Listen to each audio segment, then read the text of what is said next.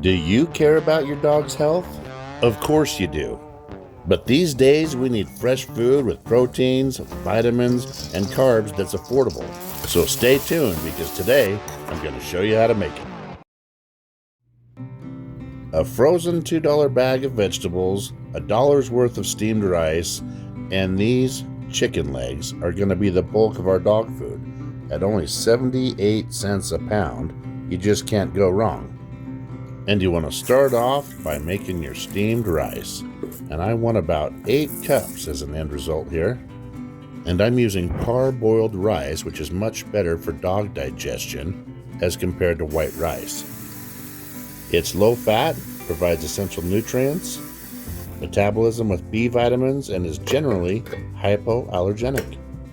And the chicken is just going in a crock pot, unseasoned, and I'm cooking overnight, so I'm going to cook on low.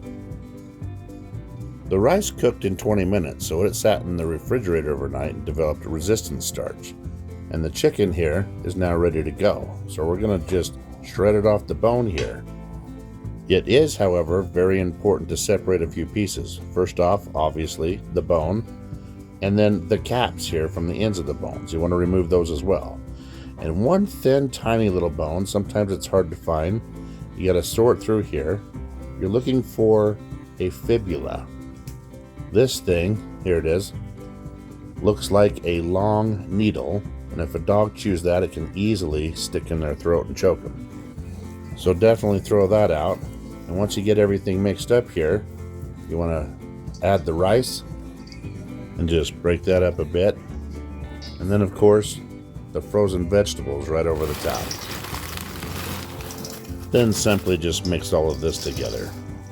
Now the gelatin that forms in the bottom of your crock pot after your legs cook is collagen, and it provides significant benefits for joint, gut, skin, and coat health. So you definitely want to mix that in. And without seasoning, this is the bulk of the weight. And you can see here, we're hitting about 7.5, a little more than 7.5 pounds with the bowl. If we measure the bowl by itself, we've got about a pound. So there's over 6.5 pounds of dog food here. And this can feed 1 large dog or 2 small dogs for a whole week. And you can freeze it up to 3 months. And my recipe only calls for 12 of those legs, so I've got 2 left over. Now here's how I prepare it daily. Got a little bit of olive oil in the bottom of this pan. I'm going to crack 1 egg right in the center, and I'm going to add a couple cups worth of that dog food.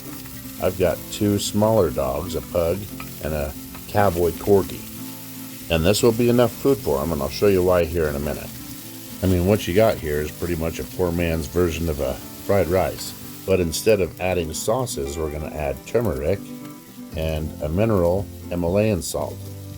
The turmeric has anti-inflammatory, antioxidant, and immune boosters that will help your dog.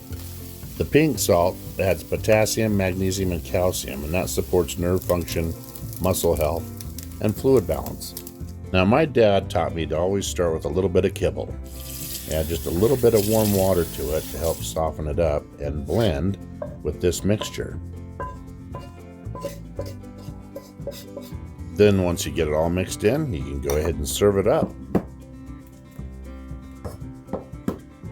You guys want your food? You hungry? Is it good? You don't even want to look at me when you're eating, do you? And there you have it. Fresh homemade dog food right here in the Poor Man's Gourmet Kitchen. Thank you for watching, and be sure to stop by PoorMansGourmetKitchen.com for more recipes and exact ingredients.